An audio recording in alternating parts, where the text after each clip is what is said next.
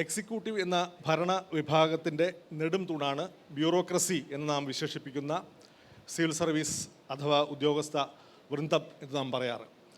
സാധാരണ IAS IPS ഉദ്യോഗസ്ഥർ അല്ലെങ്കിൽ സമാനമായ അഖിലേന്ത്യാ സർവീസ് ഉദ്യോഗസ്ഥരെയാണ് സിവിൽ സർവീസുകാർ എന്ന് നമ്മൾ പറയാറുണ്ടെങ്കിലും എല്ലാ അഖിലേന്ത്യാ സർവീസ്, മറ്റു സെൻട്രൽ സർവീസസ്, സ്റ്റേറ്റ് സിവിൽ സർവീസിലെ ഉൾപ്പെടുന്ന എല്ലാ ഉദ്യോഗസ്ഥരെയും ജീവനക്കാരെയും എല്ലാവരും ഉൾപ്പെടുന്നതാണ് സിവിൽ സർവീസ് ബ്യൂറോക്രസി എന്ന് പറയുന്നത്. ബ്രിട്ടീഷ് ഭരണാധികാരികൾ കൊളോണിയൽ നിയമങ്ങൾ നടപ്പാക്കാൻ ആരംഭിച്ച ICSന്റെ ഏതാണ്ട് കെട്ടിലും മട്ടിലും അനുകരിക്കുന്നു എങ്കിലും സ്വാതന്ത്ര്യാനന്തരം ഒരു ധാരാളം പരിഷ്കരണങ്ങൾക്ക് വിധേയമായിട്ടുണ്ട് നമ്മുടെ സിവിൽ സർവീസ്. ജനാധിപത്യത്തിൽ ഒരുപക്ഷെ നയരൂപീകരണം നടത്തുന്നത് രാഷ്ട്രീയ നേതൃത്വവും ഭരണ നേതൃത്വമാണെങ്കിലും അവ നടപ്പാക്കുക എന്നതാണ് സിവിൽ സർവീസിൻ്റെ കർത്തവ്യം. അത് ജനോപകാരപ്രദമായ രീതിയിൽ അല്ലെങ്കിൽ കാര്യക്ഷമമായി അഴിമതിരഹിതമായി നടപ്പാക്കുക എന്നതാണ് സിവിൽ സർവീസിൻ്റെ ഒരു കടമ എന്ന് പറയുന്നത്. നമ്മൾ ഈ ചർച്ച ഇപ്പോൾ കേരളത്തിൻ്റെ ഒരു പശ്ചാത്തലത്തിൽ കൂടിയാണ് ഇപ്പോൾ ഇവിടെ നടക്കുന്നത്. കേരളത്തിൽ IAS ഉദ്യോഗസ്ഥരുടെ ഇടയിൽ അടുത്ത കാലത്തുണ്ടായ ചില ചട്ടലംഘന പ്രശ്നങ്ങൾ, സസ്പെൻഷൻ, അതുപോലുള്ള ഉന്നത പോലീസ് ഉദ്യോഗസ്ഥരിൽ ചിലർക്കെതിരെ ഉയർന്ന ആരോപണങ്ങൾ എന്നിവയുടെ ഒക്കെ പശ്ചാത്തലത്തിലാണ് ഈ ചോദ്യം ഇവിടെ ഉയരുന്നത്. സിവിൽ സർവീസിന് നില തെറ്റുകയാണോ എന്ന ചോദ്യം. ആ ചോദ്യത്തിന് മറുപടി നൽകുന്നത് നമ്മുടെ സിവിൽ സർവീസിനെ പ്രതിനിധീകരിച്ച് രണ്ടുപേർ ഈ ചർച്ചയിൽ പങ്കെടുക്കേണ്ടതായിരുന്നു. Doctor B. അശോക് IAS, അദ്ദേഹം കാർഷികോൽപാദന കമ്മീഷണറും കൃഷി വകുപ്പിൻ്റെ പ്രിൻസിപ്പൽ സെക്രട്ടറിയും കാർഷിക സർവകലാശാലയുടെ വൈസ് ചാൻസലറുമാണ്. IAS അസോസിയേഷൻ്റെ സെക്രട്ടറി കൂടിയാണ്. അദ്ദേഹം ഈ ചർച്ചയിൽ പങ്കെടുക്കാമെന്ന് ഉറപ്പ് നൽകിയിരുന്നതാണ്. പക്ഷേ ചില സാങ്കേതിക കാരണങ്ങളാൽ അദ്ദേഹത്തിന് പങ്കെടുക്കാൻ കഴിയില്ല എന്ന് അറിയിച്ചിട്ടുണ്ട്. നമ്മുടെ മുൻ chief secretary doctor V. Venu മുൻനിരയിൽ സദസ്സിൽ കേൾവിക്കാരനായിട്ട് ഇരിപ്പുണ്ട്. അദ്ദേഹത്തിന് ഈ ചർച്ചയിൽ പങ്കെടുക്കാമെന്ന് തോന്നുന്നു, അദ്ദേഹത്തിന് സൗമനസ്യമുണ്ടെങ്കിൽ. ശ്രീ A. ഹേമേന്ദ്രൻ സാറിനെ നിങ്ങൾക്ക് എല്ലാവർക്കും അറിയാം, ഞാൻ പരിചയപ്പെടുത്തേണ്ട കാര്യമില്ല.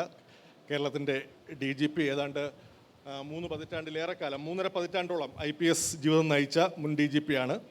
ഇവിടെ നേരത്തെ സൂചിപ്പിച്ചതുപോലെ നീതി എവിടെ, ഉള്ളിൽ തട്ടിയ പോലീസ് അനുഭവങ്ങൾ എന്നൊരു പുസ്തകം അദ്ദേഹം റിട്ടയർമെൻറ്റിന് ശേഷം അദ്ദേഹത്തിൻ്റെ സർവീസ് സ്റ്റോറി എന്ന രീതിയിൽ, സർവീസ് സ്റ്റോറിയാണെന്നോ ആത്മകഥയാണെന്നോ പറയാം, ഒരു പുസ്തകം അദ്ദേഹം പ്രസിദ്ധീകരിച്ചിട്ടുണ്ട്. DC ബുക്സ് ആണ് പ്രസിദ്ധീകരിച്ചത്. നമുക്ക് തന്നില്ല മാതൃഭൂമിക്ക്. അടുത്ത പുസ്തകമെങ്കിലും നമുക്ക് തരും എന്ന് പ്രതീക്ഷിക്കുന്നു. അതോടൊപ്പം തന്നെ മുതിർന്ന മാധ്യമപ്രവർത്തകൻ, എഴുത്തുകാരൻ ശ്രീ MG രാധാകൃഷ്ണൻ, അദ്ദേഹം തിരുവനന്തപുരത്താണ് കൂടുതൽ കാലം അദ്ദേഹത്തിൻ്റെ പ്രവർത്തന മേഖലയായിരുന്നത്. മാതൃഭൂമിയിലും ഏഷ്യാനെറ്റിലും ഇന്ത്യ ടുഡേയിലും എഡിറ്ററായിരുന്നു.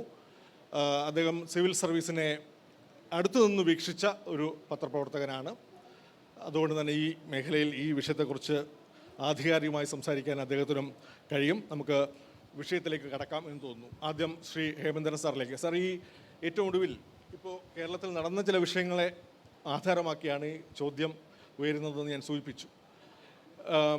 ചില ഒരു ജൂനിയർ IAS ഉദ്യോഗസ്ഥരല്ല, ശരിക്കും അനുഭവ സമ്പത്തുള്ള പരിചയസമ്പന്നരായ ചില IAS ഉദ്യോഗസ്ഥർ തമ്മിലുള്ള ചില പടലപ്പിണക്കങ്ങളൊക്കെ വാർത്താമാധ്യമങ്ങളിലൊക്കെ വിശദമായി വാർത്താ രൂപത്തിൽ വരികയുണ്ടായി. ഒരു IAS ഉദ്യോഗസ്ഥൻ അദ്ദേഹത്തിൻ്റെ മേലധികാരിക്കെതിരെ ഫേസ്ബുക്ക് പോസ്റ്റ് നിരന്തരമായി പ്രസിദ്ധീകരിച്ചു. മറ്റൊരു IAS ഉദ്യോഗസ്ഥൻ ഹിന്ദു വാട്സപ്പ് ഗ്രൂപ്പ് ഉണ്ടാക്കി. അത് പിടിക്കപ്പെട്ടപ്പോൾ പിന്നെ മുസ്ലിം വാട്സപ്പ് ഗ്രൂപ്പായി. അങ്ങനെ അദ്ദേഹവും ഞാൻ നേരത്തെ സൂചിപ്പിച്ച IAS ഉദ്യോഗസ്ഥരും സസ്പെൻഷന് വിധേയമാവുകയുണ്ടായി. പോലീസ് സേനയിലൊരു ഉന്നത ഉദ്യോഗസ്ഥനെതിരെ ഒരു MLA തന്നെ, ഭരണപക്ഷത്തെ MLA തന്നെ, ഇപ്പോൾ അദ്ദേഹം ഭരണപക്ഷത്തില്ല എങ്കിലും ഭരണപക്ഷത്തെ MLA തന്നെ പരസ്യമായ ആരോപണങ്ങളുമായി രംഗത്ത് വന്നു. അത് അഴിമതി ഉൾപ്പെടെയുള്ള ആരോപണങ്ങൾ. ഈ സാഹചര്യത്തിലാണ് ഈ ചോദ്യത്തിലേക്ക് വരുന്നത്. സിവിൽ സർവീസിന് നിലതെറ്റുന്നുവോ എന്ന ചോദ്യം ഉയരാൻ സഹായിക്കുന്നതല്ലേ ഈ സാഹചര്യങ്ങൾ?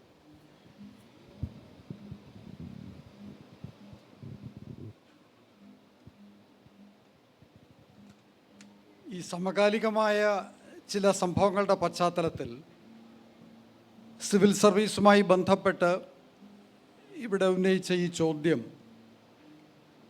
അത് പ്രസക്തമായൊരു ചോദ്യം തന്നെയാണ്. അതിലേക്ക് വരുന്നതിന് മുൻപ് ആമുഖമായി ഞാൻ ഓർക്കുന്നത് കുറേ വർഷങ്ങൾക്ക് മുൻപ് ശ്രീ ഇ കെ നായനാർ മുഖ്യമന്ത്രിയായിരുന്ന അവസരത്തിൽ അദ്ദേഹം ഉയർന്ന പോലീസ് ഉദ്യോഗസ്ഥരുടെ ഒരു യോഗം, ക്രമസമാധാന അവലോകനം സംബന്ധിച്ച് വിളിച്ച ഒരു യോഗത്തിൽ അദ്ദേഹം സൂചിപ്പിച്ച ഒരു കാര്യം ചൂണ്ടിക്കാട്ടി തുടങ്ങാനാണ് ഞാൻ ആഗ്രഹിക്കുന്നത്. ഈ വലിയ ഗൗരവമുള്ള കാര്യങ്ങൾ ലളിതമായി സരസമായി ഒക്കെ പറയാൻ കഴിവുള്ള വ്യക്തിയായിരുന്നുവല്ലോ ശ്രീ നായനാർ. അപ്പോൾ ഈ ക്രമസമാധാന അവലോകന യോഗത്തിൽ അന്ന് ഞാൻ ട്രിവാൻഡ്രം DCP ആണ്. ഞങ്ങളെല്ലാം ഓരോ സ്ഥലത്തെയും പ്രശ്നങ്ങൾ, ക്രമസമാധാന പ്രശ്നങ്ങൾ, കുറ്റകൃത്യങ്ങൾ, ഇതേപ്പറ്റിയൊക്കെ പറഞ്ഞു. അവസാനം അദ്ദേഹം ഞങ്ങൾക്കുള്ള നിർദ്ദേശങ്ങളൊക്കെ സംസാരിക്കുന്ന, അതേപ്പറ്റി പറയുന്ന കൂട്ടത്തിൽ ശ്രീ നായനാർ പറഞ്ഞത്, അദ്ദേഹം ലോക സാഹചര്യം, ലോകത്ത് സംഭവിച്ചു കൊണ്ടിരിക്കുന്ന വിഷയങ്ങൾ, അത് സംബന്ധിച്ച് വളരെ സംക്ഷിപ്തമായി ഒരു അവലോകനം നടത്തി. അതിനുശേഷം അദ്ദേഹം ദേശീയ സാഹചര്യം, ഇതേപ്പറ്റിയൊക്കെ പറഞ്ഞു. ഇതെല്ലാം കഴിഞ്ഞിട്ട് അദ്ദേഹം കേരളത്തിലേക്ക് വന്നിട്ട് പറഞ്ഞു, അപ്പോൾ ഇത്തരത്തിലുള്ള ഈ മാറിക്കൊണ്ടിരിക്കുന്ന ഒരു ലോകത്താണ് നമ്മൾ ജീവിക്കുന്നത്. അപ്പോൾ അവിടെ ഇങ്ങനെ സംഭവങ്ങളൊക്കെ ഉണ്ടാകുമ്പോൾ നമ്മുടെ നാട്ടിലുണ്ടാകുന്ന കൊച്ച് കത്തിക്കുത്തും ചില്ലറ കൊലപാതകവും ഒക്കെ നമ്മൾ ആ ഒരു പശ്ചാത്തലത്തിൽ കൂടി കാണണം. അദ്ദേഹം പറഞ്ഞു വച്ചത്, മാറിക്കൊണ്ടിരിക്കുന്ന ഒരു ലോകമാണ്, കാലാകാലമായ മാറ്റങ്ങൾ ഉണ്ടാകുന്നുണ്ട്. അപ്പോൾ ലോകത്തിൻ്റെ പല ഭാഗങ്ങളിലും സമൂഹത്തിൽ സംഭവിച്ചു കൊണ്ടിരിക്കുന്ന ഈ മാറ്റങ്ങൾ അതിൻ്റേതായ രീതിയിൽ കേരളത്തിലും പ്രതിഫലിക്കും എന്നൊരു കാഴ്ചപ്പാടിലാണ് അദ്ദേഹം തുടങ്ങിയത്. നമ്മൾ സിവിൽ സർവീസിലോട്ട് വരുമ്പോൾ അടിസ്ഥാനപരമായി ഓൾ ഇന്ത്യ സർവീസ് നമ്മുടെ രാജ്യത്ത് സ്വാതന്ത്ര്യത്തിന് ശേഷം, ഇതിനൊരു ബ്രിട്ടീഷ് കൊളോണിയൽ പാരമ്പര്യവും ബന്ധമൊക്കെ പറയുമെങ്കിലും ഇന്ന് നിലവിലുള്ള സിവിൽ സർവീസ് എന്ന് പറയുന്നത് നമുക്ക് സ്വാതന്ത്ര്യത്തിന് ശേഷം നമ്മുടെ രാജ്യം, സ്വതന്ത്രമായ ഈ രാജ്യം എങ്ങനെ മുന്നോട്ട് കൊണ്ടുപോകണം. കാരണം ഈ രാജ്യം ഇവിടെ നിലനിൽക്കില്ല. ഇന്ത്യ ഒരു 10-50 വർഷം കൊണ്ടിത് അടിച്ച് ഛിന്ന ഭിന്നമായി പോകും എന്നൊക്കെയാണ് കൊളോണിയലിസത്തിൻ്റെ വലിയ ആരാധകരായിരുന്ന വിൻസ്റ്റൺ ചർച്ചിലിനെ പോലുള്ളവർ പറഞ്ഞത്. അങ്ങനെയല്ല, ഈ രാജ്യത്തെ ഐക്യത്തോടു കൂടി മുന്നോട്ട് കൊണ്ടുപോകണം എന്ന ലക്ഷ്യബോധത്തോടു കൂടി നമ്മുടെ രാഷ്ട്രീയ നേതൃത്വം സർദാർ വല്ലഭായ് പട്ടേലിനെ പോലുള്ളവരുടെ ഒക്കെ ഇച്ഛാശക്തിയുടെയും ഒക്കെ ആ പ്രതിഫലിപ്പിച്ച ആ ചർച്ചകളിലൂടെയാണ് നമുക്ക് ഈ ഓൾ ഇന്ത്യ സർവീസും മറ്റുമൊക്കെ ഉണ്ടായത്. അപ്പോൾ അത്തരമൊരു അന്തരീക്ഷം, ഒരു പശ്ചാത്തലമുണ്ട്. നമ്മളത് പറയുമ്പോൾ ആ ദേശീയ പശ്ചാത്തലമെന്ന് പറയുന്നത്, അന്ന് നമ്മുടെ സമൂഹത്തിൽ സാമൂഹ്യ പ്രതിബദ്ധത, നാടിനു വേണ്ടി എന്തും ത്യജിക്കുവാനുള്ള മനസ്സ്, കാരണം സ്വാതന്ത്ര്യ സമരം ക്രിയേറ്റ് ചെയ്ത ഒരു അന്തരീക്ഷമുണ്ട്. അത്തരമൊരു പശ്ചാത്തലത്തിലാണ് ഈ ആധുനിക കാലത്ത് IASഉം IPSഉം ഒക്കെ തന്നെ ജന്മം കൊള്ളുന്നത്. നമ്മളൊരു കണക്ഷൻ വരുമെങ്കിലും പക്ഷേ കാലാകാലങ്ങളിൽ ഇതിൽ വലിയ പ്രവർത്തനത്തിൽ മാറ്റം വരുന്നുണ്ട്. കാരണം അന്ന് നിലനിന്ന സാമൂഹ്യ രാഷ്ട്രീയ അന്തരീക്ഷത്തിൽ വലിയ മാറ്റം വന്നിട്ടുണ്ട്. ഇത് ലോക സാഹചര്യത്തിലും സംഭവിക്കുന്നുണ്ട്. ഇപ്പോൾ ജനാധിപത്യ സമൂഹത്തിലെ അധികാരം നമ്മളെങ്ങനെ പ്രയോഗിക്കണം എന്തൊക്കെ ഉള്ളതിന് മാതൃകയായിരുന്ന ഒരു രാജ്യമായിരുന്നു അമേരിക്ക. തോമസ് ജെഫേഴ്സണും എബ്രഹാം ലിങ്കണിൽ നിന്നുമൊക്കെയുള്ള പാഠങ്ങളാണ് നമ്മളിവിടെയൊക്കെ പറഞ്ഞുകൊണ്ടിരിക്കുന്നത്. അപ്പം അവിടെ നമ്മൾ കാണുന്നത് എന്താണ്? തൊഴിലിന് പോയ ആളുകളെയൊക്കെ കയ്യിലും കാലിലും ഒക്കെ വിലങ്ങ് വെച്ച് കൊണ്ടുപോകുന്ന അധികാരത്തിൻ്റെ പ്രയോഗരീതി നമ്മളവിടെ കാണുന്നുണ്ട്. നമ്മുടെ ദേശീയ തലത്തിൽ നമ്മൾ നോക്കിയാൽ തന്നെയും അനഭിലഷണീയമായ പല മാതൃകകളും. ഇപ്പോൾ ബുൾഡോസർ ഉപയോഗിച്ചുകൊണ്ട് നിയമം നടപ്പിലാക്കുന്നത് തെറ്റാണ് എന്ന് സുപ്രീം കോടതിക്ക് പറയാൻ എത്രയോ കാലമെടുത്തു. അപ്പോൾ അന്തർദേശീയ തലത്തിലും ദേശീയ തലത്തിലുമൊക്കെ ഇങ്ങനെ മാറ്റങ്ങൾ ഉണ്ടായിക്കൊണ്ടിരിക്കുന്ന ഒരു പശ്ചാത്തലത്തിലാണ് കേരളത്തിൽ നമ്മുടെ സിവിൽ സർവീസ് എങ്ങനെയാണ് ഒരു മാതൃകയായി നമുക്ക് നിലനിർത്തേണ്ടത്. ലോകത്ത് തെറ്റായ പലതും സംഭവിക്കുന്നുണ്ടാവും, ദേശീയ തലത്തിലുണ്ടാകും. പക്ഷേ നമ്മുടെ കേരളത്തെ സംബന്ധിച്ചിടത്തോളം കേരളത്തിലെ സിവിൽ സർവീസ് ഒരു മാതൃക, സേവനത്തിൻ്റെ ഒരു മാതൃകയായി നിലനിർത്താൻ നമുക്ക് കഴിയേണ്ടതായിട്ടുണ്ട്. ഈ സമകാലിക സംഭവങ്ങളിലേക്ക് നമ്മൾ ഈ പശ്ചാത്തലത്തിൽ വേണം വരുവാൻ. പ്രമേഷ് പറഞ്ഞ ഈ അടുത്ത കാലത്തുണ്ടായിട്ടുള്ള വിഷയങ്ങൾ നമ്മൾ പരിശോധിക്കുകയാണെങ്കിൽ അതിൽ ഞാൻ ഏറ്റവും ഗൗരവമായി കാണുന്നത് ഈ മതത്തിൻ്റെ അടിസ്ഥാനത്തിൽ ഒരു ഉദ്യോഗസ്ഥ കൂട്ടായ്മ ഉണ്ടാക്കുവാൻ ഒരു ശ്രമമുണ്ടായി എന്ന നിലയിൽ പൊതുമണ്ഡലത്തിൽ വന്ന വാർത്തയാണ്. അത് ഞാൻ വളരെ ഗൗരവമായി കാണുന്നതിന് കാരണം ഈ ഓൾ ഇന്ത്യ സർവീസ് എന്ന് പറയുന്ന സംവിധാനം ഇത് ആവശ്യമാണോ എന്ന നിലയിൽ കോൺസ്റ്റിറ്റ്യൂവൻ്റ് അസംബ്ലിയിൽ ചർച്ച വന്നപ്പോൾ ഇതിനെതിരായിട്ടും ഒരുപാട് വാദഗതികളുണ്ടായിരുന്നു. ഇന്ത്യയുടെ പ്രധാനമന്ത്രിയായിരുന്ന ജവഹർലാൽ നെഹ്റു പോലും ഈ സിവിൽ സർവീസിനെ കുറിച്ച് വളരെ വിമർശനകരമായ കാഴ്ചപ്പാട് അദ്ദേഹത്തിനുണ്ടായിരുന്നു. കാരണം ബ്രിട്ടീഷുകാരുടെ കാലത്ത് ഇവരുടെ അരോഗൻസ്, ജനവിരുദ്ധത പലതുമൊക്കെ അതിൻ്റെ അടിസ്ഥാനത്തിൽ. പക്ഷേ അന്ന് വർഗീയതയുടെ അടിസ്ഥാനത്തിൽ രാജ്യം വിഭജിക്കപ്പെട്ടപ്പോൾ മതത്തിൻ്റെയും ജാതിയുടെയും ഭാഷയുടെയും പ്രദേശത്തിൻ്റെയും ഒക്കെ അടിസ്ഥാനത്തിൽ രാജ്യം ഛിന്നഭിന്നമായി പോകുമോ എന്ന ഉത്കണ്ഠ ഉണ്ടായപ്പോൾ അതിശക്തമായിട്ട് civil service, all India service രൂപീകരിക്കുന്നതിന് ശക്തമായ ഒരു വാദഗതി ഉന്നയിച്ചത് ഇങ്ങനെ ഒരു സംവിധാനമില്ലെങ്കിൽ ഈ രാജ്യം ദ യൂണിയൻ വിൽ ഗോ എന്നാണ് സർദാർ പട്ടേലിൻ്റെ പ്രശസ്തമായ വാക്യം. അപ്പോൾ ഈ വർഗീയതയ്ക്കും മറ്റ് വിഭാഗീയ ചിന്തകൾക്കുമൊക്കെ അതീതമായി രാജ്യത്തെ യൂണിഫൈ ചെയ്ത് നിർത്തേണ്ടുന്ന ശക്തികളിൽ ഒന്നാണ് ഓൾ ഇന്ത്യ സർവീസ്. അതാണ് സങ്കല്പം. അതുകൊണ്ടാണ് ഭരണഘടനാപരമായി ഒക്കെ അതിന് വലിയ സംരക്ഷണം കൊടുത്തത്. അപ്പം അങ്ങനെ ഒരു പശ്ചാത്തലത്തിൽ സൃഷ്ടിക്കപ്പെട്ട ഒരു സംവിധാനത്തിനുള്ളിൽ നിന്നുകൊണ്ട് ഈ മതത്തിൻ്റെ അടിസ്ഥാനത്തിലൊക്കെ വിഭാഗീയമായി ഇങ്ങനെ ഉണ്ടായി, അതൊക്കെ അന്വേഷണത്തിലിരിക്കുന്ന വിഷയമാണ്, വസ്തുതകൾ വരേണ്ടതാണ്. അത് വളരെ ഗൗരവമായി, ഏറ്റവും ഗൗരവമായിട്ട് കണ്ട് തെറ്റുതിരുത്തൽ പ്രവർത്തനം നടത്തേണ്ടുന്ന ഒന്നാണ് എന്നാണ് മുഖ്യമായിട്ട് എനിക്ക് സൂചിപ്പിക്കുവാനുള്ളത്. ആമുഖമായി അദ്ദേഹം ഇത്തരം കാര്യങ്ങൾ സൂചിപ്പിച്ചു. ഇനി ശ്രീ MGRലേക്ക് നമുക്കറിയാം, കേരളത്തിലെ വാർത്താ മാധ്യമങ്ങളിൽ ഈ IAS IPS ഉദ്യോഗസ്ഥർക്ക് കിട്ടുന്ന, അല്ലെങ്കിൽ അതുപോലുള്ള സിവിൽ സർവീസ് ഉദ്യോഗസ്ഥർക്ക് കിട്ടുന്ന വാർത്താ പ്രാധാന്യം നമുക്കറിയാം. നമുക്ക് പലപ്പോഴും തോന്നിയിട്ടുണ്ട് ഇത്രയും വാർത്താ പ്രാധാന്യം ഇവരുടെ സാധാരണ റുട്ടീനായിട്ടുള്ള പോസ്റ്റിങ്സ്, ട്രാൻസ്ഫർ, ഇതൊക്കെ വലിയ വാർത്തകളാണ് മലയാളം പത്രങ്ങളിൽ. അപ്പോൾ ഞങ്ങൾ ടെലിവിഷൻ്റെയും പത്രത്തിൻ്റെയും ഒക്കെ ഡെസ്കിലിരിക്കുമ്പോൾ ഈ റുട്ടീനായിട്ട് മന്ത്രിസഭാ യോഗങ്ങൾ നടക്കുമ്പോൾ ചില മാറ്റങ്ങളൊക്കെ വരുമ്പോൾ ചില IAS ഉദ്യോഗസ്ഥരുടെ മാറ്റം, അപ്പോൾ നമുക്ക് അത്ര പരിചയമില്ലാത്ത ചില IAS ഉദ്യോഗസ്ഥരുടെ അവരുടെ ഫോട്ടോ ഒക്കെ സംഘടിപ്പിക്കാൻ വേണ്ടി ഞങ്ങളങ്ങനെ നെട്ടോട്ടമാണ്. കാരണം അത് ജനങ്ങളിതെല്ലാം അറിയാൻ ആഗ്രഹിക്കുന്നു എന്നാണ് നമ്മുടെയൊക്കെ സങ്കല്പം. അതായത് സമൂഹം, നമ്മുടെ മലയാളി സമൂഹം ശരിക്കും ഈ സിവിൽ സർവീസിന് അത്രമാത്രം പ്രാധാന്യം നൽകുന്നുണ്ട്. ധാരാളം IAS ആസ്പിരൻസ് ഉള്ള ഒരു സമൂഹമാണ്. സമർത്ഥരായ വിദ്യാർത്ഥികൾ സിവിൽ സർവീസിലേക്ക് കടന്നു വരാൻ വേണ്ടി ശ്രമിക്കുന്നുണ്ട്. ഈ സാഹചര്യത്തിൽ മുഖ്യധാര മാധ്യമങ്ങൾ മാത്രമല്ല, ഇപ്പം നമുക്ക് സമൂഹ മാധ്യമങ്ങളിൽ അറിയാം. സമൂഹ മാധ്യമങ്ങളിലെ ചർച്ചകളാണല്ലോ നമ്മൾ നേരത്തെ സൂചിപ്പിച്ചത്.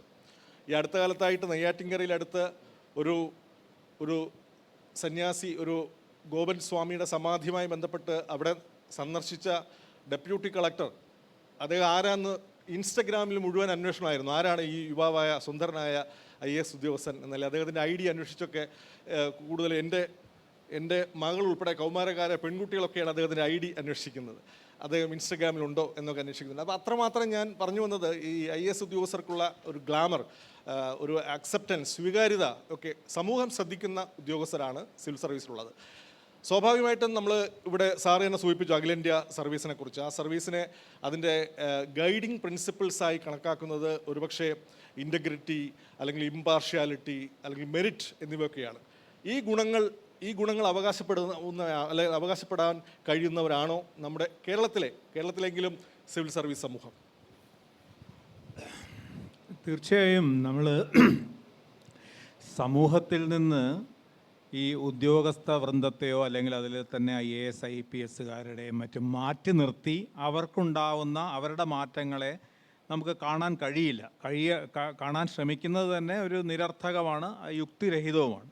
അപ്പോൾ സമൂഹത്തിലുണ്ടാവുന്ന എല്ലാ മാറ്റങ്ങളും വാസ്തവത്തിൽ അതിൻ്റെ സമൂഹത്തിലുള്ള സ്ഥാപനങ്ങളെയും ബാധിക്കുന്നത് പോലെ തന്നെ ഈ ഉദ്യോഗസ്ഥ വിഭാഗത്തെ, അതിലേറ്റവും വരേണ്യ വിഭാഗമെന്ന് കരുതപ്പെടുന്ന ഉന്നത കുലജാതർ എന്നൊക്കെ വിളിക്കപ്പെടുന്ന IAS IPSകാരെ പോലും ബാധിക്കുന്നുണ്ടെന്നുള്ള സംശയമില്ല. അപ്പോൾ ഇപ്പോൾ നമ്മൾ ആദ്യം ഉന്നയിച്ച ഒരു പ്രധാനപ്പെട്ട പ്രശ്നം, അവിടെയൊക്കെ ഒരു മൂല്യശോഷണം വന്നിട്ടുണ്ടോ? നമ്മളിപ്പോൾ പണ്ട് കരുതിയിരുന്നത് ഇവരൊക്കെ വളരെ ഉന്നതന്മാരായിരുന്നു, വളരെ വലിയ ഇൻറ്റഗ്രിറ്റി ഉള്ളവർ, വലിയ കാര്യപ്രാപ്തിയുള്ളവർ, വലിയ വിവരമുള്ളവർ എന്നൊക്കെയുള്ള ഒരു ആയിരുന്നവർ, അല്ലെങ്കിൽ സമൂഹത്തോട് കൂടുതൽ പ്രതിബദ്ധത ഉണ്ടായിരുന്നവർ. അവിടെ നിന്ന് നമ്മൾ ഇന്നിപ്പോൾ 2025 വരുമ്പോൾ അവിടെ ഒരു മൂല്യച്യുതിയോ മൂല്യശോഷണമോ ആ ഉദ്യോഗസ്ഥ തലത്തിൽ ഉണ്ടായിട്ടുണ്ടോ എന്നുള്ള ചോദ്യം വളരെ പ്രസക്തമാണ്. പക്ഷേ ആ ചോദ്യം മറ്റെല്ലാ വിഭാഗങ്ങളെയും ബാധിക്കുന്നതാണെന്നുള്ളതാണ്. ഇപ്പോൾ നമ്മൾ പറയും പഴയ കാലത്തെ ഡോക്ടർമാർ, പഴയ കാലത്തെ അധ്യാപകർ, അല്ലെങ്കിൽ മാധ്യമപ്രവർത്തകർ, നമ്മൾ എവിടെ ചെന്നാലും മാധ്യമപ്രവർത്തകർ വിമർശന വിധേയരാണ്. എല്ലാവരും പറയൂ പണ്ടൊക്കെയുള്ള മാധ്യമപ്രവർത്തകർ വളരെ വലിയ ഗംഭീരന്മാരായിരുന്നു, ഇപ്പോൾ എല്ലാം മോശമായിരുന്നു. അതൊരു പരിധിവരെ ശരിയാവാം.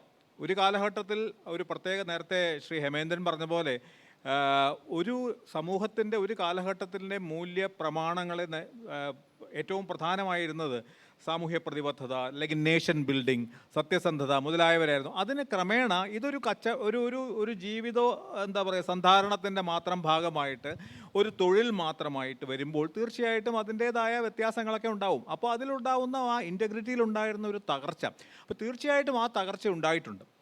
അതൊരു ഭാഗം. രണ്ടാമത്തെ കാര്യം, മറ്റൊരു പ്രധാനപ്പെട്ട കാര്യം, നമ്മൾ പലപ്പോഴും ഈ രാഷ്ട്രീയക്കാരെയൊക്കെ പറയാറുണ്ട്, പഴയ കാലത്തെ രാഷ്ട്രീയ പ്രവർത്തകർ വളരെ ബുദ്ധിമാന്മാരായിരുന്നു, അവർ വലിയ പണ്ഡിതന്മാരായിരുന്നു, വലിയ പ്രഭാഷകരായിരുന്നു, പ്രസംഗകരായിരുന്നു. ഇപ്പം അതൊന്നും അല്ല, എല്ലാവരും ബഹളക്കാരാണ്, അടിപിടിക്കാരാണ്, അല്ലെങ്കിൽ ഒരു അർത്ഥമില്ലാത്ത വർത്തമാനം പറയുന്നവരാണ്. വാസ്തവത്തിൽ ഒരു പരിധിവരെ ശരിയാണ്. പക്ഷേ എന്തുകൊണ്ടാണ് സംഭവിക്കുന്നതെന്ന് പറയുമ്പോൾ തീർച്ചയായിട്ടും അതിലൊരു പോസിറ്റീവായിട്ടുള്ള വശം എന്താണെന്ന് വെച്ചാൽ, ഒരു കാലഘട്ടത്തിൽ സമൂഹത്തിൽ രാഷ്ട്രീയ തലത്തിലും ഉദ്യോഗ തലത്തിലും ഒക്കെ വന്നിരുന്നവർ സമൂഹത്തിലെ തന്നെ ഏറ്റവും പ്രബല വിഭാഗക്കാരായിരുന്നു. ജാതീയമായിട്ട്, സാമ്പത്തികമായി, സാമൂഹ്യമായി, അങ്ങനെയൊക്കെ ഉന്നത വിഭാഗങ്ങളിൽ നിന്ന് വന്നവരാണ് വാസ്തവത്തിൽ ആ രംഗത്തൊക്കെ ഉണ്ടായിരുന്നത്. അവരൊരു എലീറ്റായിരുന്നു. അപ്പോൾ അവർ കൂടുതൽ വിദ്യാഭ്യാസം സിദ്ധിച്ചവരാണ്, തലമുറകളായിട്ട് സാമ്പത്തിക വരുമാനം ഉണ്ടായിരുന്നവരാണ്. ഇതൊക്കെ കൊണ്ടുള്ള ആനുകൂല്യങ്ങൾ ഒരുപക്ഷെ അവരെ കൂടുതൽ പണ്ഡിതോചിതമായി പ്രവർത്തിപ്പിക്കാനൊക്കെ സഹായിച്ചിരിക്കും. പക്ഷേ ജനാധിപത്യത്തിൻ്റെ ഒരു പ്രത്യേകത, സമൂഹത്തിൻ്റെ ഒരു ക്രോസ് സെക്ഷനാണ് ഈ വാസ്തവത്തിൽ ഈ സമീപകാലത്ത് ഈ തലങ്ങളിലെല്ലാം വന്നിരിക്കുന്നത്. അതൊരു തെറ്റായി കാണുന്നതിൽ അർത്ഥമില്ലെന്ന് ഞാൻ പറഞ്ഞത്. അതൊരു ഓപ്പണിംഗ് അപ്പാണ്. ഇപ്പോൾ നമ്മൾ മണ്ഡൽ കമ്മീഷൻ്റെ സമയത്തുണ്ട്, മണ്ഡലിന് ശേഷമാണ് വാസ്തവത്തിൽ ഇന്ത്യൻ പാർലമെൻറ്റ് യഥാർത്ഥ ഇന്ത്യയെ പ്രതിനിധീകരിച്ചിരിക്കുന്നത് എന്നൊരു പ്രധാനപ്പെട്ട ആർഗ്യുമെൻ്റ്. അതുവരെ ഉണ്ടായിരുന്ന 70%, 65% വലിയ ബ്രാഹ്മണ വിഭാഗത്തിൽ അല്ലെങ്കിൽ ഉന്നത ജാതിയിൽപ്പെട്ടവർ മാത്രമായിരുന്നവർ. മണ്ഡലിന് ശേഷം വാസ്തവത്തിൽ സമൂഹത്തിലെ ഏറ്റവും അടിത്തട്ടിൽ കിടന്നിരുന്ന, അടിച്ചമർത്തപ്പെട്ടിരുന്ന ഒരുപാട് വിഭാഗങ്ങളെ അധികാരത്തിലേക്ക് കൊണ്ടുവന്ന ഒരു പ്രധാനപ്പെട്ട ഒരു പ്രവർത്തനമായിരുന്നു ആ മണ്ഡൽ കമ്മീഷൻ. അപ്പോൾ വാസ്തവത്തിൽ അതൊരു വലിയ പോസിറ്റീവായിട്ടുള്ള വശം. അപ്പോൾ അതിൻ്റെ കൂടെ ഇതുപോലെയുള്ള പല നെഗറ്റീവായിട്ട് എന്ന് വിചാരിക്കാവുന്ന പല കാരണങ്ങളുമുണ്ട്. ഒരു പക്ഷേ വലിയ വിദ്യാഭ്യാസം സിദ്ധിച്ചവരായിരിക്കില്ല, അല്ലെങ്കിൽ തലമുറകളായിട്ട് സാംസ്കാരിക മൂലധനം ഉണ്ടായിരുന്നവരായിരിക്കില്ല. അതൊക്കെ ശരിയാണ്. പക്ഷേ അതൊരു തരത്തിലുള്ള ജനാധിപത്യവൽക്കരണത്തിലേക്കാണ് വഴിതെളിച്ചത്. അപ്പോൾ അതിൻ്റേതായ ചില കുഴപ്പങ്ങളും കേടുകളും ദൗർബല്യങ്ങളും ഒക്കെ ഉണ്ടായെന്ന് വരും. അപ്പോൾ അത് ഉദ്യോഗസ്ഥ തലത്തിൽ നമ്മളിപ്പോൾ പറയുന്നത്, പലപ്പോഴും IASകാരെ മുമ്പൊക്കെ ഉണ്ടായിരുന്നവർ നോക്കൂ, എല്ലാം വലിയ അപ്പർ കാസ്റ്റ്, അയ്യർമാർ, അയ്യങ്കാർ, നായർ, മേനോൻ സർവീസ് എന്ന് വരെ ഒരു കാലത്ത് പറഞ്ഞിരുന്നു. ഇങ്ങനെയൊക്കെ സർവീസിൽ അതെ വലിയ കേരളത്തിലെ, മലയാളത്തിലെ, അവിടുത്തെ കേരളത്തിലെ ആൾക്കാരെ, തമിഴ്നാട്ടിൽ നിന്നാണെങ്കിൽ അയ്യർ. ഇപ്പോൾ നമ്മൾ കാണുന്നത് ഉത്തർപ്രദേശിലും ബീഹാറിൽ നിന്നും ഒക്കെ വരുന്ന ഒരു വലിയ വിഭാഗമാണ് വാസ്തവത്തിൽ ഈ IASലേക്ക് വരുന്നത്. അവരൊക്കെ പലരും പിന്നോക്ക ജാതിക്കാരാണ്, അല്ലെങ്കിൽ OBC വിഭാഗക്കാരാണ്. ഇങ്ങനെയൊക്കെ ഉള്ളവരും കൂടെ രംഗത്ത് വരുന്നു. അപ്പോൾ അത് ഒരു വശത്ത് നോക്കുമ്പോൾ ഒരു പക്ഷേ ഒരു കുറേ കാലത്തേക്കെങ്കിലും, അതിൻ്റെ ഒരു പ്രാരംഭ കാലത്തേക്കെങ്കിലും ഒരു ചോർച്ച ഉണ്ടായിട്ടുണ്ടോ, അല്ലെങ്കിൽ ഒരു നിലവാര തകർച്ച ഉണ്ടായിട്ടുണ്ടോ എന്ന് തോന്നിയാലും ക്രമേണയായി അത് യഥാർത്ഥത്തിൽ പുതിയ ഇന്ത്യയെ, പുതിയ കാലഘട്ടത്തെ, ഇന്ത്യയിലെ യഥാർത്ഥ ജനങ്ങളെ പ്രതിനിധീകരിക്കുന്നവരാണ് ആ എത്തുന്നവരും. അവർക്കും പക്ഷേ ഉന്നതമായ പരിശീലനത്തിന് വിധേയമായിട്ടാണല്ലോ. അത് തീർച്ചയായിട്ടും ഉണ്ട്. പരിശീലനം എന്ത് പരിശീലനമാണ് വരുന്നത്? IASകാർ കുറച്ച് നാൾ മസൂറിയിൽ പോയിട്ട് ഒരു പരിശീലനം കൊണ്ട് കാര്യമില്ല. എത്രയോ വർഷങ്ങളായി, തലമുറകളായി ആർജിക്കുന്ന ചില പ്രത്യേകതകൾ കൊണ്ടാണ്. അപ്പം ഞാൻ ഒരു കാര്യം കൂടെ പറഞ്ഞോട്ടെ. അതിൻ്റെ മൂന്നാമത്തെ ഒരു കാര്യം, മുമ്പുണ്ടായിരുന്നതിൽ നിന്ന് വ്യത്യസ്തമായിട്ട് ഈ എൻട്രൻസ് പരീക്ഷ പാസ്സായി IAS കോച്ചിങ്ങിൽ പാസ്സായി മുമ്പൊക്കെ ഉണ്ടായിരുന്ന ഒരു വലിയ വിദ്യാഭ്യാസം, ഇപ്പോൾ കവികൾ, സാഹിത്യകാരന്മാർ, മറ്റ് പല രംഗങ്ങളിലും പ്രാവീണ്യം തെളിയിച്ചവർ, ഇവരൊക്കെ വലിയ തലത്തിൽ ഈ IAS IPS ഉണ്ടായിരുന്നു.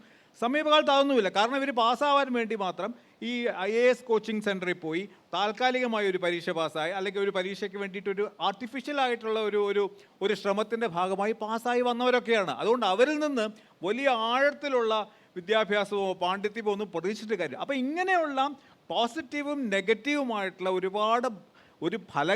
ഒരുപാട് ഇമ്പാക്റ്റുകളുടെ ഫലമാണ് ഇന്ന് നമ്മൾ കാണുന്ന ഈ IAS-ൽ എന്തൊക്കെ ഉണ്ടായിരുന്ന അതിൻ്റെ എല്ലാ ദൗർബല്യങ്ങളും ശക്തിയും കൂടെ പറയട്ടെ, വാസ്തവത്തിൽ അതിൻ്റെ ഒരു ഫലമാണ്. അതുകൊണ്ട് നമുക്കതിനെ മാത്രമായിട്ട് ആർക്കെങ്കിലും മോശമായെന്നോ നന്നായെന്നോ പറയാൻ പാടില്ല എന്നാണ് എൻ്റെ അഭിപ്രായം.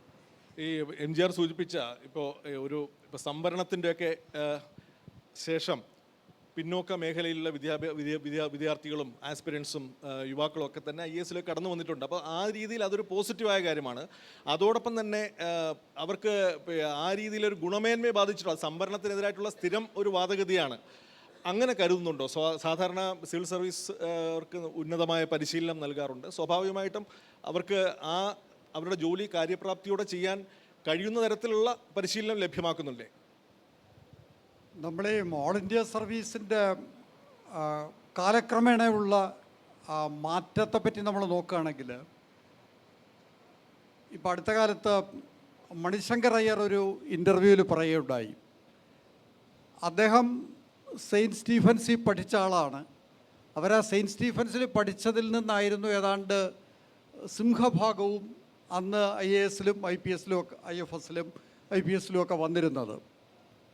അദ്ദേഹം ഒരു ഉദാഹരണം പറഞ്ഞത്, ഓൾ ഇന്ത്യ സെലക്ഷനിൽ അദ്ദേഹത്തിന് 7ാമത് റാങ്കായിരുന്നു. പക്ഷേ IFS-ൽ വന്നപ്പോൾ അദ്ദേഹത്തിന് 5ാം സ്ഥാനമാണ് കിട്ടിയത്. കാരണം ബാക്കി 7-ൽ 4-5 പേരും IFS പ്രിഫർ ചെയ്ത് വന്നവരാണ്.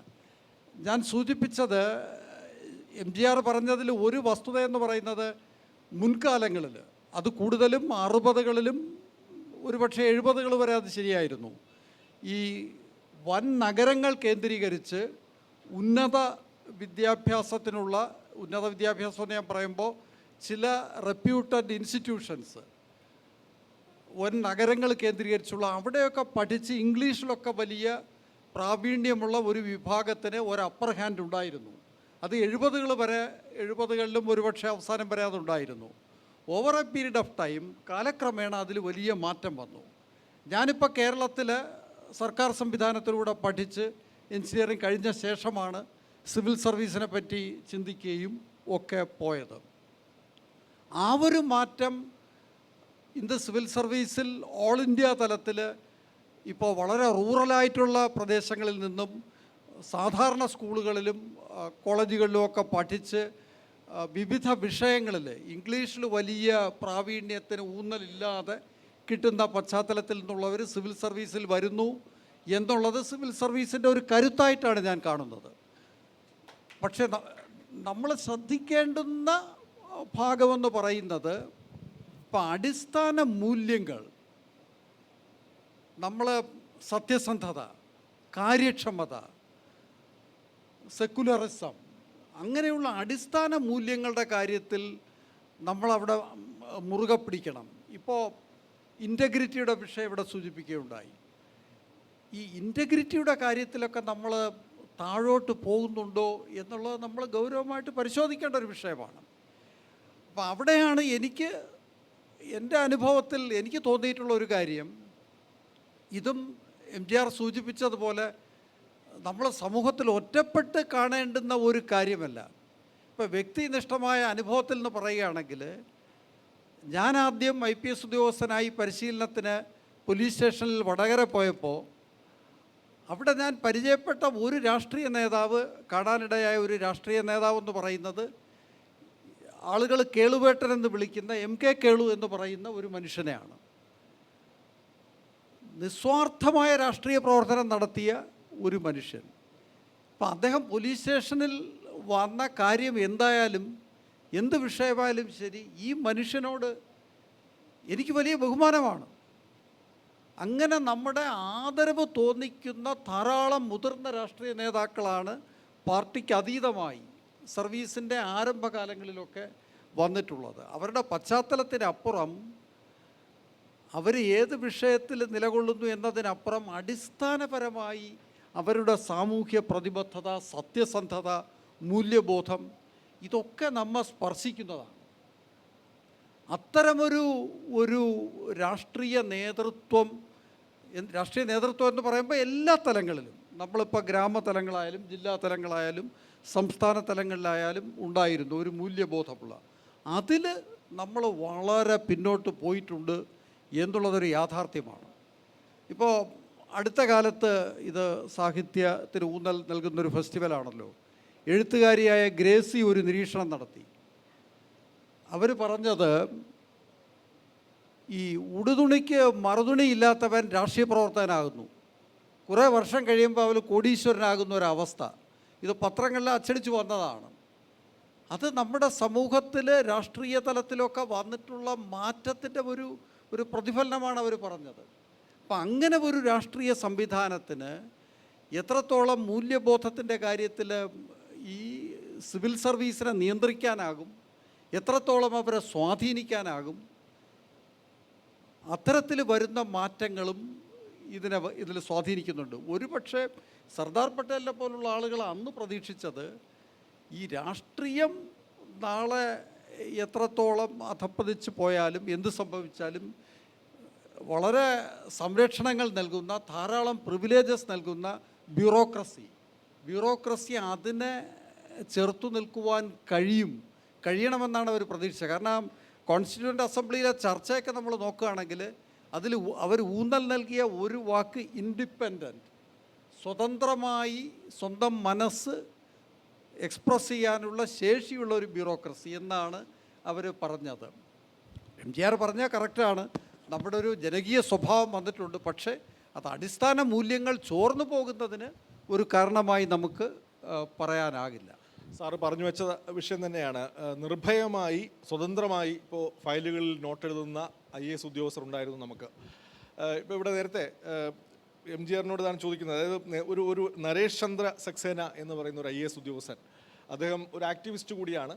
അദ്ദേഹം ശരിക്കും വൈ എയിൽസ് ദ IAS എന്നൊരു പുസ്തകം, അതെ വാട്ട് എയിൽസ് ദ IAS എന്ന് പറഞ്ഞൊരു പുസ്തകം തന്നെ എഴുതിയിട്ടുണ്ട്. അദ്ദേഹം വിമർശനാത്മകമായി സിവിൽ സർവീസിനെ പരിശോധിക്കുന്ന ഒരു പുസ്തകമാണ്. അതിൻ്റെ റിവ്യൂസ് എല്ലാം മറ്റ് മാഗസിൻസിലൊക്കെ വന്ന് വായിച്ചിട്ടേ ഉള്ളൂ, പുസ്തകം ഞാൻ വായിച്ചിട്ടില്ല. അപ്പോൾ അതിൽ ഈ ഭരണനിർവഹണ പരാജയത്തിൽ അദ്ദേഹം പൂർണ്ണമായും IASകാരെ സിവിൽ സർവീസിനെ പഴിക്കുകയാണ് ചെയ്യുന്നത്. അത് എനിക്ക് തോന്നുന്നത് മുമ്പ് സാർ നേരത്തെ പറഞ്ഞതുപോലെ നിർഭയമായി പെരുമാറാൻ കഴിയുന്ന അല്ലെങ്കിൽ പ്രവർത്തിക്കാൻ കഴിയുന്ന IAS സമൂഹത്തിൽ നിന്ന് രാഷ്ട്രീയ നേതൃത്വത്തിന്, ഭരണ നേതൃത്വത്തിന് വിധേയമായി പ്രവർത്തിക്കേണ്ടി വരുന്ന ഒരു സിവിൽ സർവീസിലേക്ക് മാറിയിരിക്കുന്നു. അത് ഏതാണ്ട് അടിയന്തരാവസ്ഥ മുതൽ തുടങ്ങുന്നു. ഇപ്പോൾ മോദി അഡ്മിനിസ്ട്രേഷനിൽ അതിൻ്റെ ഇരുമ്പുമാറ പൂർണ്ണമാകുന്നു എന്ന അഭിപ്രായമുണ്ടോ MGRന്? ജനാധിപത്യവും ഈ ബ്യൂറോക്രസിയും തമ്മിലുള്ള ബന്ധം വാസ്തവത്തിലൊരു വലിയ സങ്കീർണമായിട്ടുള്ളൊരു സംഗതിയാണ്. കാരണം ജനാധിപത്യത്തിൽ നേരത്തെ പ്രമേഷും ശ്രീ ഹേമേന്ദ്രനും ഒക്കെ ചൂണ്ടിക്കാണിച്ച പോലെ ജനാധിപത്യത്തിൽ ജനങ്ങൾ തിരഞ്ഞെടുക്കുന്ന രാഷ്ട്രീയ നേതൃത്വത്തിന് തന്നെയാണ്, അല്ലെങ്കിൽ രാഷ്ട്രീയ വ്യവസ്ഥയ്ക്ക് തന്നെയാണ് നയങ്ങൾ കൊണ്ടുവരാനും നയങ്ങൾ രൂപീകരിക്കാനും നയങ്ങൾ നടപ്പിലാക്കാനുള്ള നിർദ്ദേശം നൽകാനും ഒക്കെയുള്ള അധികാരം. അതിന് കീഴ്പ്പെട്ട് തന്നെയാണ് ഉദ്യോഗസ്ഥ വൃന്ദം പ്രവർത്തിക്കേണ്ടത്, ഒരു സംശയമില്ല. അപ്പോൾ അതാണ് ജനാധിപത്യത്തിലെ ഒരു അംഗീകൃത വ്യവസ്ഥ.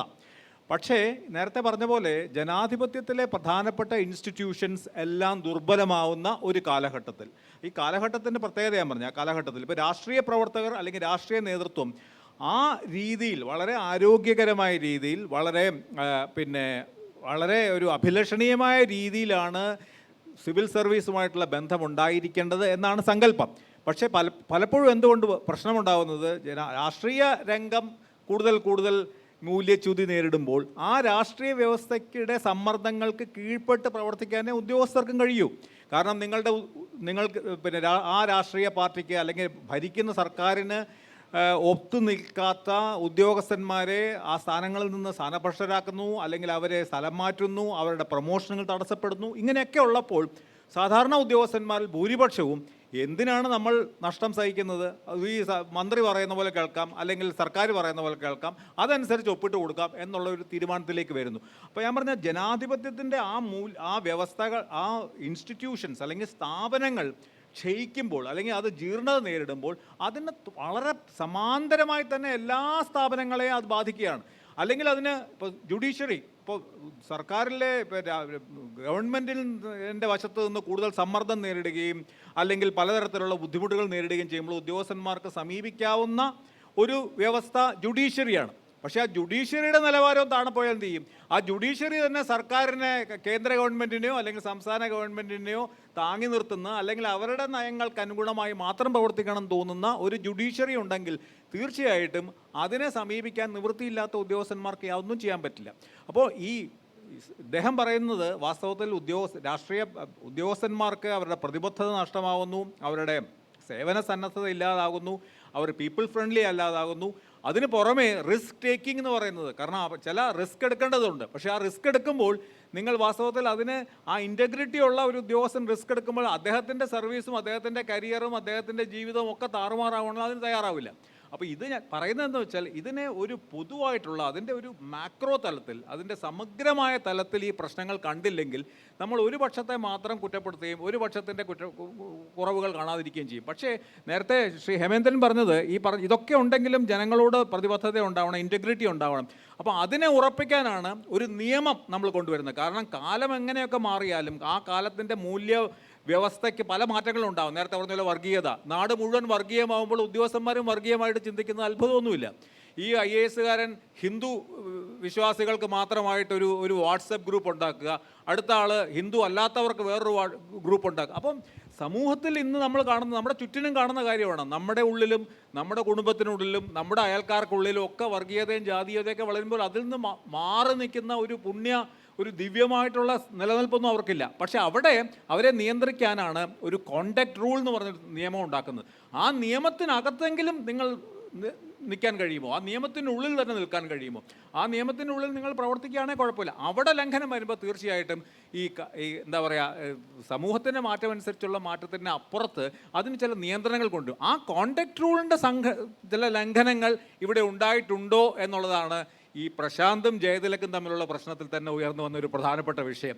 ശരിയാണ്, ഒരു പൗരന് നിങ്ങൾക്ക് ഭരണഘടന അനുസരിച്ചിട്ടുള്ള മൗലികാവകാശമൊക്കെ ഉണ്ട്. പക്ഷേ നിങ്ങൾ IAS ഉദ്യോഗസ്ഥനാവുമ്പോൾ നിങ്ങൾ ആ IAS ഉദ്യോഗസ്ഥനെ അതിൽ ചേരുമ്പോൾ തന്നെ നമ്മൾ സമ്മതിക്കുന്ന കാര്യമുണ്ട്. അതിനെ നിയന്ത്രിക്കുന്ന നിയമങ്ങൾക്ക് വിധേയമായി മാത്രമേ നിങ്ങൾക്ക് പ്രവർത്തിക്കാൻ കഴിയൂ. അപ്പോൾ നിങ്ങൾക്ക് പൗരൻ്റെ അവകാശം ഉണ്ടെന്ന് അവകാശപ്പെടാൻ കഴിയില്ല. അപ്പോൾ ഈ ഒരു കോൺഫ്ലിക്റ്റ് അതെനിക്ക് ശ്രീ ഹേമേന്ദ്രൻ തന്നെ അതിനെപ്പറ്റി എന്താ അഭിപ്രായം പറയുന്നത്? കാരണം ഇപ്പം ഇദ്ദേഹം വലിയ വിവാദം ഉണ്ടാക്കിയ സോളാർ കേസ് സമയത്ത് യാതൊരു ബഹളവും ഇല്ലാതെ കാര്യങ്ങൾ കൃത്യമായി നിർവഹിച്ച ആളാണ്. ഉദ്യോഗസ്ഥന്മാർ രാഷ്ട്രീയ നേതാക്കൾ എന്ത് പറഞ്ഞിട്ട് വല്ലതും ചെയ്തോ എന്നുള്ളതൊന്നും നമുക്കറിയില്ല. അദ്ദേഹത്തിൻ്റെ പുസ്തകത്തിൽ ഇത് വ്യക്തമായിട്ട് അദ്ദേഹം വെളിപ്പെടുത്തിയിട്ടുമുണ്ട്. അപ്പോൾ അങ്ങനെയൊക്കെ കഴിയാം, അങ്ങനെ വെച്ച്. പക്ഷേ അതിനൊരു പ്രധാനപ്പെട്ട പ്രശ്നം ഇന്നത്തെ കാലത്ത് ഈ സോഷ്യൽ മീഡിയയും കൂടെ വന്നപ്പോഴേക്കും ആർക്കും സ്വയം നിയന്ത്രിക്കാൻ വയ്യാത്ത രീതിയിൽ കാര്യങ്ങൾ പോയി.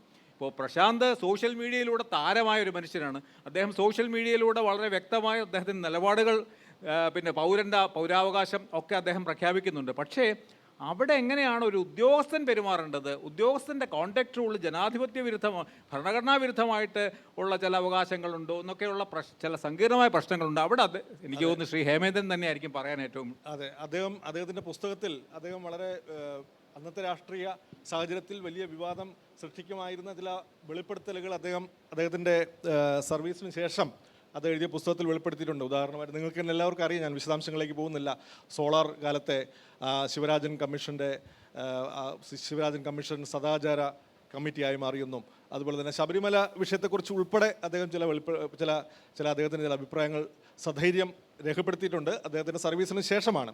ഇവിടെ അദ്ദേഹം പറഞ്ഞതുപോലെ, ശ്രീ MGR പറഞ്ഞതുപോലെ, ഈ രാഷ്ട്രീയമായ ബലതന്ത്രങ്ങൾ സ്വന്തം നീതി നിർവഹണത്തിന് ബാധിക്കാതിരിക്കാനുള്ള ജാഗ്രത പുലർത്തിയ ഒരു ഉദ്യോഗസ്ഥനാണ് ശ്രീ ഹേമേന്ദ്രൻ IPS. അതുകൊണ്ടാണ് അദ്ദേഹത്തെ നമ്മൾ ഈ ചർച്ചയിൽ പ്രധാനമായി സംസാരിക്കാൻ വിളിച്ചത് തന്നെ. അപ്പോൾ എന്നാൽ അദ്ദേഹത്തിൻ്റെ പ്രവർത്തനങ്ങൾക്ക് എന്തെങ്കിലും രാഷ്ട്രീയ സമ്മർദ്ദങ്ങൾ തടസ്സമായിട്ടുള്ളതായി അദ്ദേഹം വെളിപ്പെടുത്തിയിട്ടുമില്ല. അങ്ങനെ വെളിപ്പെടുത്താത്ത വിശദാംശങ്ങളുണ്ടോ പുസ്തകത്തിൽ? എല്ലാവരും കാത്തിരിക്കുന്നത് വെളിപ്പെടുത്തലുകൾക്ക് വേണ്ടിയാണ്. MGR ഉന്നയിച്ച കാര്യങ്ങളിൽ രണ്ട് വിഷയങ്ങളാണ് അദ്ദേഹം പറഞ്ഞത്. അതിലോട്ട് ഞാൻ വരാം.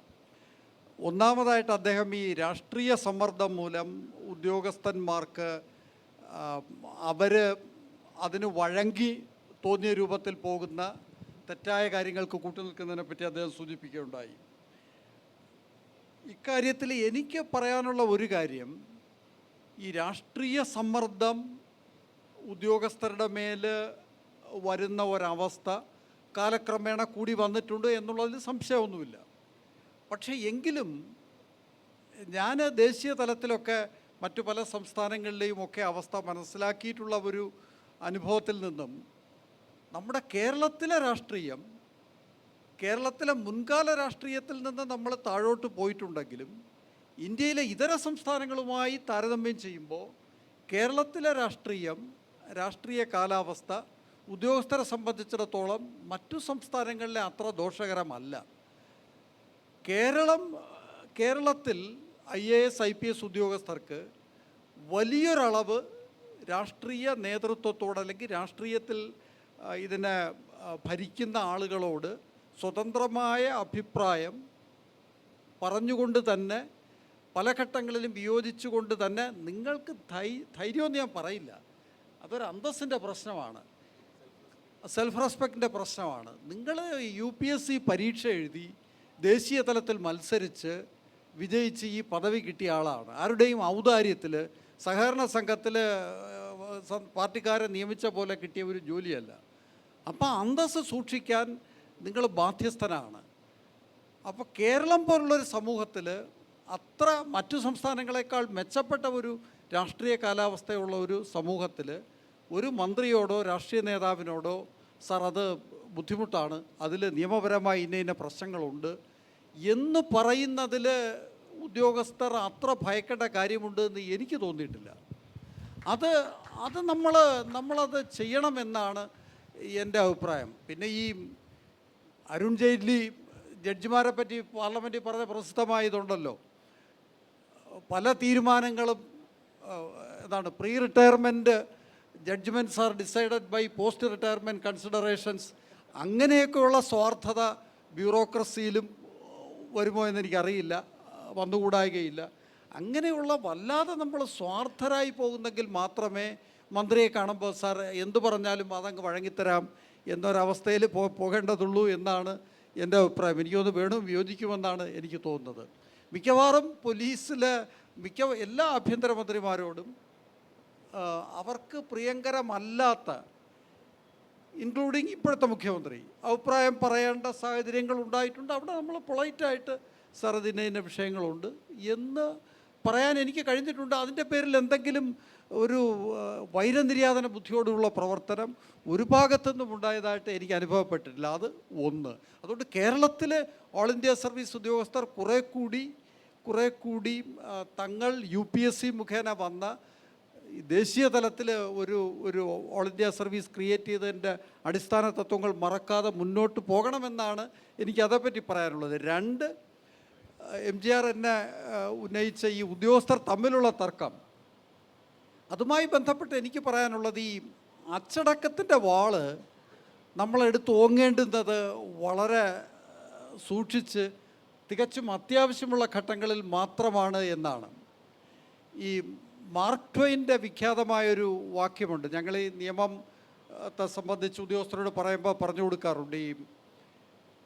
ഈ ലോസ് കൺട്രോൾ ലെസ്സർ മെൻ, നിയമങ്ങളും ചട്ടങ്ങളും എന്ന് പറയുന്നത് ഒരു ലെസ്സർ മെൻ എന്നാണ് അദ്ദേഹം ഉപയോഗിക്കുന്ന പ്രയോഗം. Good conduct controls the greater. നിയമത്തെ ഭയന്ന് അല്ലെങ്കിൽ കോണ്ടക്ട് റൂളിനെ ഭയന്ന് നേരെ ചൊവ്വേ നടക്കേണ്ടുന്ന ഉദ്യോഗസ്ഥനല്ല ഓൾ ഇന്ത്യ സർവീസ് ഉദ്യോഗസ്ഥൻ. ഇപ്പം ഞാനൊന്നും പെരുമാറ്റച്ചട്ടം ഒരിക്കലും പഠിച്ചിട്ടില്ല, പക്ഷേ ചില അച്ചടക്ക നടപടി നടത്താൻ വേണ്ടി പഠിക്കേണ്ടി വന്നിട്ടുണ്ട്, അല്ലെങ്കിൽ നമ്മൾ പഠിക്കാറില്ല. പക്ഷെ നമ്മൾ പൊതുവേ ശരാശരി മനുഷ്യൻ നേരെ ചൊവ്വേ പ്രവർത്തിക്കുന്നത് അത് നമ്മുടെ ഒരു യഥാർത്ഥ മൂല്യബോധത്തിൻ്റെ ഭാഗമാണ്. ഇതിൽ ഇപ്പോൾ ഗൗരവമുള്ളൊരു വിഷയം, ഒരു ഉദ്യോഗസ്ഥൻ്റെ അഴിമതി അല്ലെങ്കിൽ വഴിവിട്ട വൃത്തികെട്ട രൂപത്തിലുള്ള പ്രവർത്തനം, അങ്ങനെയൊക്കെ വരികയാണെങ്കിൽ അച്ചടക്ക നടപടി സ്വീകരിക്കണം. പക്ഷെ രണ്ട് ഉദ്യോഗസ്ഥർ തമ്മിലുള്ള ഈഗോ ക്ലാഷ് അല്ലെങ്കിൽ മേലിളവ തർക്കങ്ങൾ, അതിലൊക്കെ അച്ചടക്കത്തിൻ്റെ വാളെടുത്ത് വീശുന്നത് കഴിയുന്നതും പരിമിതപ്പെടുത്തേണ്ടതാണെന്നാണ് എൻ്റെ അഭിപ്രായം. ഇപ്പോൾ സർവീസ് ജീവിതത്തിൽ എനിക്ക് പലപ്പോഴും എൻ്റെ ഉയർന്ന ഉദ്യോഗസ്ഥരോട് കാര്യമായി തർക്കിക്കേണ്ടിയും വിയോജിക്കേണ്ടിയും ചിലപ്പോൾ അല്പം വൈകാരികമായിട്ട് തന്നെ സംസാരിക്കേണ്ടിയൊക്കെ വന്നിട്ടുണ്ട്. പക്ഷേ അവരാരും ഒരു വൈരനിര്യാതന ബുദ്ധിയോടുകൂടിയോ അല്ലെങ്കിൽ അച്ചടക്ക നടപടിയുടെ ലൈനിലോട്ടോ ഒന്നും പോയിട്ടില്ല. ഞാനും മേലുദ്യോഗസ്ഥൻ എന്നുള്ള നിലയിൽ അത്തരം വേണമെങ്കിൽ പറയാവുന്ന അനുഭവങ്ങൾ എൻ്റെ അടുത്തും ഉണ്ടായിട്ടുണ്ട്. ഇപ്പോൾ ഞാൻ ഓർക്കുന്നു, ഞാൻ IG ആയിരിക്കുന്ന സന്ദർഭത്തിൽ ഒരിക്കൽ അന്ന് കൊല്ലം SP ആയിരുന്ന ഹർഷിത അട്ടല്ലൂരി എൻ്റെ അടുത്ത് വന്ന് പറഞ്ഞു, കൊല്ലത്തൊരു പ്രധാന ലോ ആൻഡ് ഓർഡർ ഇഷ്യൂ വന്നപ്പോൾ പറഞ്ഞു, സർ ഐ ഹേർഡ് ദാറ്റ്, പച്ച മലയാളത്തിൽ പറഞ്ഞേക്കാം, ഞാൻ കേട്ടു സാറ് വേറെ ഏതോ ഒരു ഉദ്യോഗസ്ഥനെ ഡെപ്യൂട്ട് ചെയ്ത് ഇത് ചുമതലപ്പെടുത്താൻ പോകുന്നു എന്ന് ഞാൻ കേട്ടു. എന്നിട്ട് അടുത്ത വാചകം പറഞ്ഞു, if it is so I will enter on leave, അങ്ങനെയാണെങ്കിൽ ഞാൻ അവധി പോകുമെന്ന് പറഞ്ഞു. ഞാൻ ചിരിച്ചിട്ട് പറഞ്ഞു, നിങ്ങളിത് എവിടെ നിന്ന് കേട്ടു, ആരോ പറഞ്ഞു എന്ന് പറഞ്ഞു. ഇത് നിങ്ങളുടെ തലവേദനയാണ്, ആ ഉത്തരവാദിത്വം നിങ്ങൾ തന്നെ നിർവഹിക്കേണ്ടതാണ്. വേണമെങ്കിൽ ഞാൻ അവധിയിൽ പോകുമെന്ന് പറഞ്ഞു, ഇത് അച്ചടക്ക ലംഘനമാണ് എന്ന് പറഞ്ഞ് വേണമെങ്കിൽ വിശദീകരണം ചോദിക്കാം. അങ്ങനെയുള്ള ധാരാളം അനുഭവങ്ങളുണ്ട്. ഈ തികച്ചും ഗൗരവമുള്ള വലിയ സ്വഭാവമുള്ള അഴിമതി പോലുള്ള കാര്യങ്ങളുണ്ടെങ്കിൽ നമ്മൾ അച്ചടക്കത്തിൻ്റെ എടുക്കണം. അല്ലെങ്കിൽ കൊച്ചു കൊച്ചു കാര്യങ്ങൾ, ഇൻറ്റേർണൽ കമ്മ്യൂണിക്കേഷൻ, ആരോഗ്യകരമായ ഇൻ്റർപേഴ്സണൽ റിലേഷൻ, അത് സർവീസിൽ നിലനിർത്താനാണ് ശ്രമിക്കേണ്ടത്. എൻ്റെ കാഴ്ചപ്പാടിൽ ഇക്കാര്യത്തിൽ IAS-ലായാലും IPS-ലായാലും ഉയർന്ന ഉദ്യോഗസ്ഥന്മാരാണ് ഇക്കാര്യത്തിൽ കുറച്ച് വിശാല മനസ്കതയും ഒക്കെ കാണിക്കേണ്ടത് എന്നാണ് എനിക്ക് തോന്നുന്നത്. നമുക്ക് ചോദ്യോത്തരങ്ങളിലേക്ക് കടക്കാം എന്ന് തോന്നുന്നു. എനിക്ക് വീണ്ടും 1-2 ചോദ്യങ്ങളോട് ഉണ്ടായിരുന്നു, അത് നിങ്ങളുടെ ഭാഗത്തു നിന്ന് തന്നെ വരും എന്നറിയാം. സ്വാഭാവികമായിട്ടും ചോദ്യങ്ങളിലേക്ക് കടക്കാം. സർ, എൻ്റെ ക്വസ്റ്റ്യൻ നാരായണമൂർത്തി, ഇൻഫോസിസ് ചെയർമാൻ നാരായണമൂർത്തി ഇടയ്ക്ക് പറഞ്ഞു, സിവിൽ സർവീസിൽ എടുക്കുന്നവരെ IIM-ന്ന് റിക്രൂട്ട് ചെയ്യുന്നത് നന്നായിരിക്കും എന്നാണ്. കാരണം അവർക്ക് കുറേ മാനേജറിയൽ സ്കിൽസും കൂടെ ഉണ്ടാവുന്നു. ഇപ്പം മിക്കവാറും എല്ലാ ബോർഡിലും ഡയറക്ടറേറ്റ്സായിട്ട് എടുക്കുന്ന IAS-കാർ IPS-കാരാണ്. അവർക്ക് ഈ ബിസിനസ്സിൻ്റെ ABCD അറിഞ്ഞുകൂടാതെയാണ് അവിടെ ചെന്നിരിക്കുന്നത്. അതിൻ്റേതായിട്ടുള്ള ബുദ്ധിമുട്ടുകൾ ആ കമ്പനിയുടെ പെർഫോമൻസിലും നാച്ചുറലി റിഫ്ലക്റ്റ് ചെയ്യും. സാറിൻ്റെ അഭിപ്രായം എന്താണ് അതിനെക്കുറിച്ച്? ഇൻഫോസിസിൻ്റെ ഫൗണ്ടർ എന്ന നിലയിൽ ശ്രീ നാരായണമൂർത്തിയോടുള്ള മുഴുവൻ ബഹുമാനവും നിലനിർത്തിക്കൊണ്ട് തന്നെ ഞാൻ പറയട്ടെ, അദ്ദേഹം പറഞ്ഞ അഭിപ്രായം, അദ്ദേഹത്തിന് ഈ ഭരണഘടന സംബന്ധിച്ച് കോൺസ്റ്റിറ്റ്യൂഷൻ മേക്കേഴ്സ് എന്ത് കാര്യത്തിന് വേണ്ടിയാണ് ഓൾ ഇന്ത്യ സർവീസ് രൂപീകരിച്ചത് എന്നതിനെപ്പറ്റിയുള്ള കാഴ്ചപ്പാടില്ലാഞ്ഞിട്ടാണ്. കാരണം public service, all India service, Indian administrative service, Indian police service എന്നൊക്കെ പറയുമ്പോൾ അതിലെ ഊന്നലെന്ന് പറയുന്നത് സർവീസ്, ആ സർവീസ് ഓറിയൻറ്റേഷനാണ്. കോർപ്പറേറ്റ് ലോകത്ത് ഉന്നത തലങ്ങളിൽ വരുന്ന ഉദ്യോഗസ്ഥർ, IIM-ൽ നിന്നൊക്കെ വരുന്ന ആളുകൾ, അവർ സർവീസ് ജോലിക്ക് പറ്റില്ലെന്നല്ല. ഇപ്പോൾ IIM-ൽ നിന്നൊക്കെ വന്ന ധാരാളം പേര് IAS-ലും IPS-ലും ഒക്കെ ഉണ്ട്. അവരുടെ ഓറിയൻറ്റേഷൻ എന്ന് പറയുന്നത് വ്യത്യസ്തമാണ്. കോർപ്പറേറ്റ് സ്ഥാപനങ്ങളുടെ, എനിക്ക് അതിൻ്റെയൊക്കെ പ്രവർത്തനത്തെപ്പറ്റി ഇപ്പോൾ നല്ല ധാരണയുണ്ട്. അവർ ഓരോ ക്വാർട്ടറിലും Q1 Q2 ചില നമ്പേഴ്സിന് വേണ്ടിയാണ് നടത്തുന്ന പ്രവർത്തനങ്ങൾ. അപ്പോൾ ആ ഒരു ഓറിയൻറ്റേഷൻ ഉള്ള വ്യക്തികളല്ല. സിവിൽ സർവീസിൻ്റെ പേഴ്സണാലിറ്റി ടെസ്റ്റിൽ തന്നെ 2 കാര്യങ്ങൾ പറയുന്നുണ്ട്. ഒന്ന്, അവരുടെ സോഷ്യൽ ഓറിയൻറ്റേഷൻ, സാമൂഹ്യമായിട്ടുള്ള അവരുടെ വീക്ഷണം. 2, എത്തിക്കൽ ഡയമെൻഷൻ. ഇപ്പോൾ നമ്മളൊരു വിഖ്യാതമായ അമേരിക്കയിലൊരു കേസെടുത്ത നമ്മുടെ ഒരു ബിസിനസ്സുകാരൻ്റെ വിഷയത്തിൽ വന്ന കാര്യം എന്താണ്?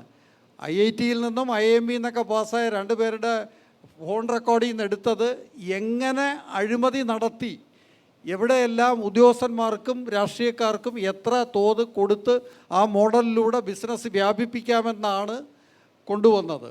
അതുകൊണ്ട് ശ്രീ നാരായണമൂർത്തിയോടുള്ള മുഴുവൻ ബഹുമാനവും നിലനിർത്തിക്കൊണ്ട് തന്നെ ഈ ആ അഭിപ്രായത്തോട് എനിക്ക് യോജിക്കാനാകില്ല. സർ, നമ്മുടെ ഈ സിവിൽ സർവീസിൽ ഓരോരുത്തരും ജോലി ചെയ്യുന്നതിൻ്റെ ഒരു അക്കൗണ്ടബിലിറ്റി, അങ്ങനെ ഒരു അക്കൗണ്ടബിലിറ്റി നമുക്ക് വേണ്ടേ? ഓരോരുത്തരും എന്ത് ജോലി ഈ വാങ്ങുന്ന ശമ്പളത്തിന് ചെയ്തോ എന്നൊരു അക്കൗണ്ടബിലിറ്റി നമുക്ക് വേണ്ടേ?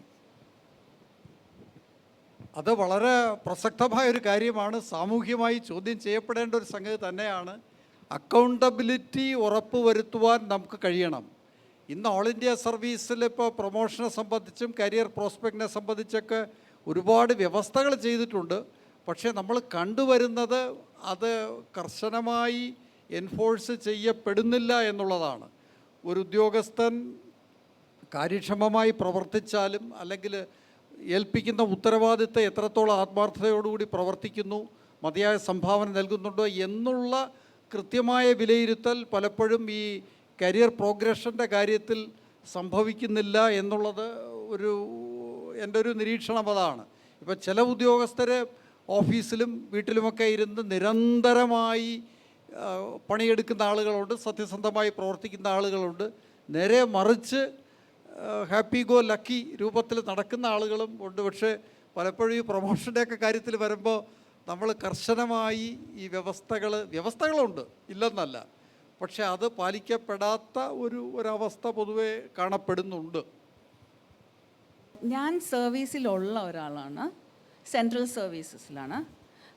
അപ്പോൾ എനിക്ക് basically it's not a question, ഇത് എൻ്റെ വ്യൂസാണ്. ഒന്ന്, മേ ബി കേരളത്തിന് പുറത്ത് ഞാൻ വർക്ക് ചെയ്തിട്ടുള്ളതുകൊണ്ട് my first posting was in Bhopal.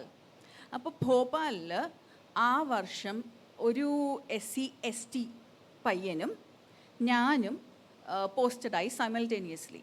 V were given the same post, similar post. അപ്പോൾ അങ്ങനെ വന്നപ്പോഴത്തേക്കും ആദ്യം എൻ്റെ അടുത്ത് വന്ന് ചോദിച്ചത് ഒരു തമിഴ് അയ്യങ്കാറാണ്. വന്ന് എൻ്റെ അടുത്ത് ചോദിച്ചു, മാഡത്തിൻ്റെ സർനെയിം എന്താണ്? അപ്പം ഞാൻ പറഞ്ഞു, എനിക്ക് സർനെയിം ഇല്ല. അല്ല മാഡം, ഈ JS എന്ന് പറഞ്ഞാൽ എന്താണ്? ഞാൻ പറഞ്ഞു, അതെൻ്റെ അച്ഛൻ്റെ അമ്മയുടെ പേര്, കേരളത്തിൽ അങ്ങനെ ഇടുന്നുള്ളൂ എന്ന് പറഞ്ഞു. എന്നിട്ട് ഈ സെയിം അല്ലെങ്കിൽ വേറെ ഇതേ സവർണത തുളുമ്പുന്ന വേറെ ഓഫീസേഴ്സ് എൻ്റെ അടുത്ത് വന്ന് പറഞ്ഞിട്ടുണ്ട് മറ്റേ ആ ഓഫീസറെ പറ്റി. അതായത് ആ SC/ST ആണെങ്കിലും കോട്ടയാണെങ്കിലും വളരെ നന്നായിട്ടാണ് ജോലി ചെയ്യുന്നത് എന്ന് പറഞ്ഞിട്ടുണ്ട്. അപ്പോൾ ഞാനവിടെ ഒന്ന് ഞെട്ടിപ്പോയിട്ടുണ്ട്. പക്ഷേ ആ ഒരു ജാതീയത ഞാനത് ഭോപ്പാലിൽ നിന്ന് പ്രതീക്ഷിക്കുന്നു, ഡൽഹിയിൽ നിന്ന് ഞാൻ പ്രതീക്ഷിക്കുന്നു. ഇവിടെ വരുമ്പോൾ ഞാനത് പ്രതീക്ഷിക്കുന്നില്ല, especially as A view coming from someone as senior as you, sir. I mean, I have to say it out loud. കാരണം ഈ പെർട്ടിക്കുലർ എന്താ പറയുന്നത്, you said that the influx of diversity would or rather മൂല്യച്യുതി വരുന്നത്, ഈ ഒരു influx of diversity ഒരു particular കാരണമാകാം, സംവരണ ഒരു പെർട്ടിക്കുലർ കാരണമാകാം എന്ന് പറഞ്ഞു. Perhaps no sir, I am inferring from that. Perhaps there is a difference in semantics. അപ്പോൾ എനിക്ക് തോന്നിയിട്ടുള്ളത് ഈ പെർട്ടിക്കുലർ അപ്പർ കാസ്റ്റ് ആയിട്ടുള്ള ഓഫീസേഴ്സ് തന്നെയാണ്. They are much more autocratic, power hungry and myopic. ഏറ്റവും കൂടുതൽ ഈ ക്യാപിറ്റലിസ്റ്റ് സിസ്റ്റത്തിനെ അവർ തന്നെയാണ് ഉപയോഗിക്കുന്നതും അവർ ചെയ്യുന്ന വർക്ക് തന്നെയാണ് പ്രൊജക്റ്റ് ചെയ്യുന്നതും. അതുകൊണ്ടും കൂടെ ആയിരിക്കും നേരത്തെ officers, because they were many, നേരത്തെ ഓഫീസേഴ്സ് വെയർ ബെറ്റർ എന്നുള്ള ആ ഒരു വ്യൂ വരാനുള്ള കാരണം. പിന്നെ ഓബ്വിയസ്ലി ഈ everything is up for sale. So if you have to shorten, ആവശ്യത്തിന് അദ്ദേഹം വിശദീകരണം നൽകും. No, I don't exactly want an explanation. I just wanted to say this out loud. പിന്നെ സാറ് പറഞ്ഞു UPSC എഴുതി ഏറ്റവും എന്താ വലിയ പരീക്ഷ എഴുതി കഷ്ടപ്പെട്ട് വേറെ ആരുടെയും, അതായത് രാഷ്ട്രീയക്കാരുടെ അവരെ അവിടെ ആ ഒരു പെർട്ടിക്കുലർ ലെവലിലല്ല ഞങ്ങൾ വന്നത്. Exactly this is the problem. ഈ അഹങ്കാരവും ഈ ഒരു പവർ ഹംഗ്രി ആറ്റിറ്റ്യൂഡുമാണ് ഇപ്പോഴീ മൂല്യച്യുതി എന്ന് പറയുന്നതിൻ്റെ വേറൊരു reason. You put this away, or rather ഈ സർനെയിം, ഇങ്ങനത്തെ ഒരു attitude that power is everything എന്ന് മാറ്റി വെച്ചാൽ you get better officers. That's it. Sorry that I was completely misunderstood by this respected person, because what I meant to say was that there was a time when the IAS and other, even the political leadership was in the hands of the elitist or the elite groups of India, upper caste, male, urban, all this. This thing completely got changed afterwards. പിന്നീട് എന്താ കൂടുതൽ ജനാധിപത്യവൽക്കരിക്കപ്പെടുകയും കൂടുതൽ തുറന്നു വരികയും യഥാർത്ഥത്തിലുള്ള ഇന്ത്യയുടെ ഒരു പ്രതിഫലനമായിട്ട് മാറുകയും ചെയ്തപ്പോൾ ഒരുപാട് കൾച്ചറൽ ക്യാപിറ്റൽ മുമ്പുണ്ടായിരുന്ന മനുഷ്യരിൽ നിന്ന് വ്യത്യസ്തമായ ആൾക്കാർ വരികയും പുതിയ വിഭാഗങ്ങൾ വരികയും ചെയ്യുമ്പോൾ ഇങ്ങനെ ഒരു കാഴ്ചപ്പാടുണ്ടാവാം എന്നാണ് ഞാൻ പറഞ്ഞത്. അല്ലാതെ താങ്കൾ പറഞ്ഞതിൻ്റെ നേരെ വിരുദ്ധമായിട്ടാണ്, കൂടുതൽ വളരെ പോസിറ്റീവായിട്ടുള്ളൊരു കാര്യമായിട്ട് ഞാൻ പറഞ്ഞത്. ഒരുപക്ഷെ ഞാൻ പറഞ്ഞത് ഫലപ്രദമായി പറയാത്തതുകൊണ്ട് നിങ്ങൾക്ക് തെറ്റിദ്ധാരണ ഉണ്ടായതായിരിക്കും, അല്ലെങ്കിൽ നിങ്ങൾ എന്നെ മനസ്സിലാക്കിയാലുള്ള തെറ്റിദ്ധാരണ ഉണ്ടാക്കാം. അങ്ങനെ തെറ്റിദ്ധാരണ ഉണ്ടെങ്കിൽ ഇപ്പം തന്നെ ഞാൻ തിരുത്തുന്നു. അങ്ങനെ അല്ല ഞാൻ ഉദ്ദേശിച്ചത്. അതാ പറഞ്ഞത്, നമ്മൾ ഈ മൂല്യച്യുതി എന്ന് പറയുമ്പോൾ കാണുന്നത് പലപ്പോഴും വളരെ പാക്ഷികമായിട്ടുള്ളൊരു കാഴ്ചപ്പാടാണ്. കാരണം ഇതുപോലെ പണ്ട് പല ബുദ്ധിജീവികളുണ്ടായിരുന്നു, ശാസ്ത്രജ്ഞന്മാരുണ്ടായിരുന്നു, പണ്ഡിതരുണ്ടായിരുന്നു. ഇന്ന് അതൊന്നും ഇല്ലയെന്ന് പറയുമ്പോൾ അതിൻ്റെ മറുവശം സാധാരണക്കാരായ മനുഷ്യർ ഒരുപാട് പേര് അധികാരത്തിൻ്റെ തലങ്ങളിലേക്ക് വരുമ്പോൾ ഉണ്ടാവുന്ന ഒരു മാറ്റമുണ്ട്. അതൊരു പക്ഷേ തലമുറകളായിട്ട് ആർജിച്ച സാംസ്കാരിക മൂലധനം ഇല്ലാത്തൊരു മനുഷ്യരുടേതായ ചില വ്യത്യാസങ്ങളുണ്ടാവാം. അതിനെ വാസ്തവത്തിൽ അതൊരു തകർച്ചയായിട്ടല്ല കാണേണ്ടത്, അത് കൂടുതലൊരു ഓപ്പണിംഗ് അപ്പാണ്, കൂടുതൽ ഡെമോക്രറ്റൈസേഷനാണ് എന്നാണ് ഞാൻ ഉദ്ദേശിച്ചത്.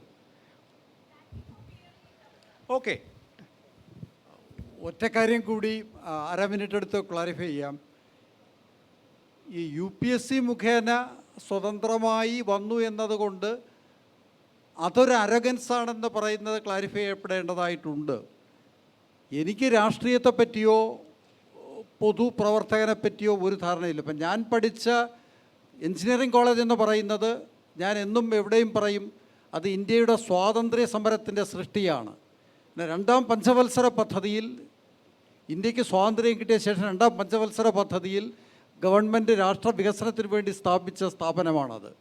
അപ്പോൾ എൻ്റെ വളർച്ചയെന്ന് പറഞ്ഞത് ഞാൻ പഠിച്ച താഴെത്തട്ടിലെ സ്കൂൾ തൊട്ട് അവസാനം പഠിച്ച എഞ്ചിനീയറിംഗ് കോളേജ് വരെ ഈ നാട്ടിലുണ്ടായ പൊതുപ്രവർത്തനത്തിൻ്റെയും പൊതുപ്രവർത്തകർ അനുഭവിച്ച ത്യാഗത്തിൻ്റെയും ഒക്കെ ഉൽപ്പന്നമാണ്.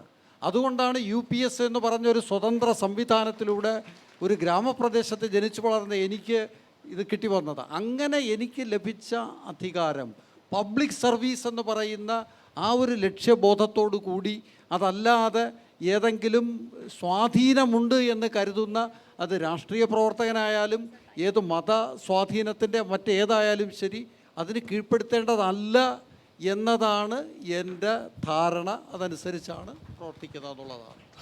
സമയം പൂർണ്ണമായതുകൊണ്ട് ഈ ചർച്ച അവസാനിപ്പിക്കാം. ഇവിടെ സാർ സൂചിപ്പിച്ചത് തന്നെ ചില അനബലിഷ്ഠമായ പ്രവണതകൾ മറ്റു മേഖലകളിൽ ഉള്ളതുപോലെ തന്നെ സിവിൽ സർവീസിലുമുണ്ട് എന്നല്ലാതെ നമുക്ക് സിവിൽ സർവീസിന് നിലതെറ്റുന്നു എന്നൊരു നിഗമനത്തിലെത്താൻ കഴിയില്ല. മറ്റു എല്ലാ മേഖലകളിലുമുള്ള മൂല്യത്തകർച്ച തന്നെയാണ് സിവിൽ സർവീസിലേക്കും വ്യാപിച്ചിരിക്കുന്നത്.